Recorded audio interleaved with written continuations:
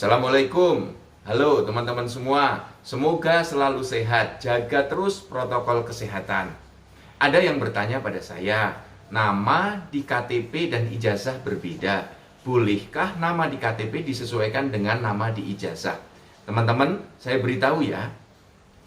Hal ini sudah diatur di Peraturan Menteri Dalam Negeri nomor 108 tahun 2019 yang masuk kategori pembetulan dokumen kependudukan. Jadi, bila ada data di KTP, di kartu keluarga berbeda dengan di ijazah, boleh dibetulkan dengan berdasarkan ijazah itu.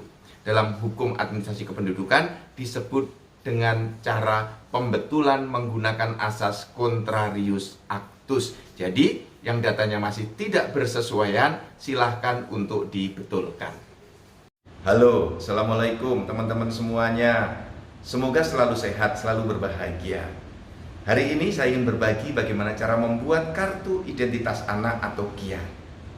Mulai tahun 2016 di Indonesia untuk anak-anak dibuatkan KTP anak atau yang dikenal dengan KIA, kartu identitas anak. Membuatnya mudah.